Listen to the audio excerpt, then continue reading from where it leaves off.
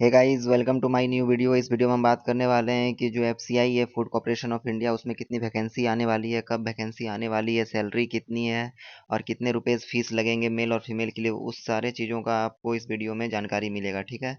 तो सबसे पहले देख सकते हैं कि इस जो ऑर्गेनाइजेशन है उसका नाम है फूड कॉर्पोरेशन ऑफ इंडिया, जिसको एफसीआई बोलते हैं। और इसमें पोस्ट जो होती है कैटेगरी 1 2 3 4 होती है। मैं भी आपको समझाऊंगा पोस्ट में कौन कौन सा पोस्ट आता है। और उसके साथ देख लीजिए आप, टोटल जो वैकेंसी है वो लगभग 33,566 है। ये एक्सपेक्टेड है, इसके बाद भी ये बढ़ेगा, लगभग 50,000 के आसपास हो सकता है, ठीक है। इसमें आगे में मैं अभी आपको पूरा डिटेल दिखाऊंगा, आप बस वीडियो में बने रहिए, ठीक है।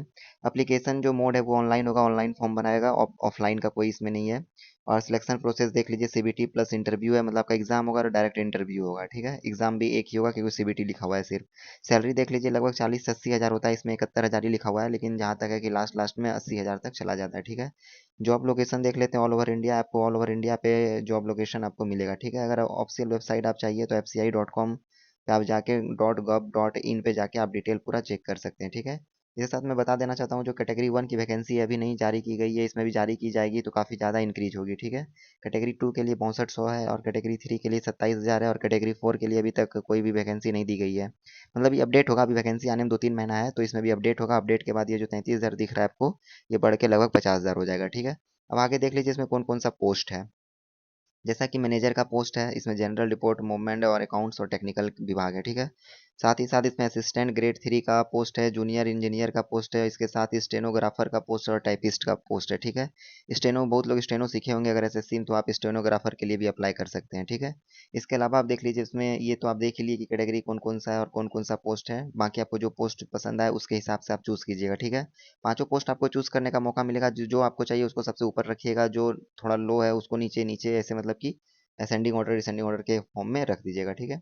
अब इसके साथ देख लीजिए कि यहाँ पे जो मैनेजर है उसके लिए 60% मार्क्स चाहिए ग्रेजुएट में। और साथ ही ये जो मैनेजर टेक्निकल पोस्ट है उसमें बीएससी होना चाहिए आपका एग्रीकल्चर, और शायद बीटेक फूड साइंस से।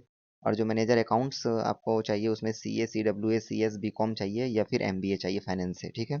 और इंजीनियरिंग का अगर आप पोस्ट चाहिए तो degree in civil, electrician, mechanical में आप कर सकते हैं। या असिस्टेंट ग्रेड के चाहिए तो ग्रेजुएट फ्रॉम एनी यूनिवर्सिटीज होना चाहिए। आपके लिए सबसे अच्छा क्या है, देखिए, एक तो मैनेजर वाला जो ऊपर दिख रहा है आपको, इसमें 60% मार्क्स चाहिए ग्रेजुएट में। और सबसे नीचे वाला एक देखिए, असिस्टेंट ग्रेड 3 का जो पोस्ट है, इसमें भी ग्रेजुएट ही चाहिए, देखो एनी कोई भी यूनिवर्सिटी से, कोई भी बोर्ड से, ठीक है। ये सबसे अच्छा है, ये दोनों में आप जरूर अप्लाई कीजिएगा। उसका देख लीजिए एज लिमिट क्या होती है, मैनेजर के लिए 28 साल होती है, और मैनेजर जो हिंदी के लिए वो 35 ईयर्स होती है, ठीक है। इस दोनों में एक चीज़ और याद रखिए, अगर आप ओबीसी से हैं तो आपको 5 साल का एज रिलेक्शन मिलेगा। SC ST से भी हैं और भी कोई भी विभाग से, तो आपको सब में 5 साल का एज रिलेक्शन मिलेगा, ठीक है। अब चलिए आगे बात करते हैं इस वीडियो में क्या चीज़ है। अगर आपको ये फॉर्म भरना है तो कैसे भरना है, आप कमेंट कीजिएगा, मैं आपको नेक्स्ट वीडियो में बता दूंगा कि फॉर्म स्टेप बाय स्टेप कैसे भरना है। या फिर मैं शॉर्ट जानकारी दे देता हूँ, आप इसमें समझ लीजिए कैसे भरना है। आपको सबसे पहले एफसीआई वेबसाइट में चले जाना है, उसके बाद रिक्रूटमेंट 2026 का सेक्शन अभी आया नहीं है, अभी आएगा तो 2 3 महीना बाद, तो उस पर क्लिक करना है आपको। उसके बाद पूरा रजिस्ट्रेशन भरना है, आप करना है। और उसका जितना एप्लीकेशन फॉर्म में जितना जितना जो जो चीज़ फिल करने आएगा, एड्रेस वगैरह, नाम उम, सारा डॉक्यूमेंट, मतलब वो सारा फिल कर दीजिएगा। उसके बाद डॉक्यूमेंट वेरिफिकेशन के लिए आपको आधार कार्ड वगैरह मांगेगा। और साथ ही ग्रेजुएट का, ये सब ग्रेजुएट लेवल का है पोस्ट, तो आपको ग्रेजुएशन का सारा चीज़ अवेलेबल होना चाहिए, वो सब चीज़ मांगेगा, ठीक है। और उसके बाद आपको फ़ी देना होगा, फ़ी अभी कितना देना होगा मैं भी आपको जस्ट बताऊंगा। और उसके बाद आपको सबमिट करके डाउनलोड कर लेना है, ठीक है। चलिए मैं फ़ी के बारे में बात कर लेता हूँ कि कितना फ़ी लगता है।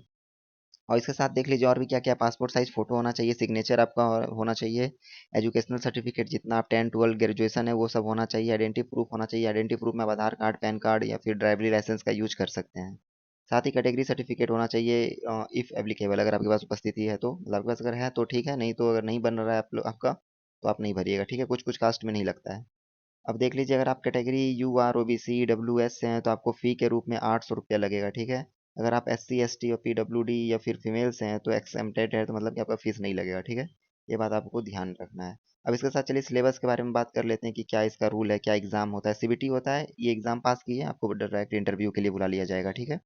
अगर आप एक क्वेश्चन सही करते हैं तो आपको 1 मार्क्स मिलेगा, अगर आप एक क्वेश्चन गलत कर रहे हैं तो -0.25 I मीन 25 का निगेटिव है। और ये थोड़ा सा देख सिलेबस,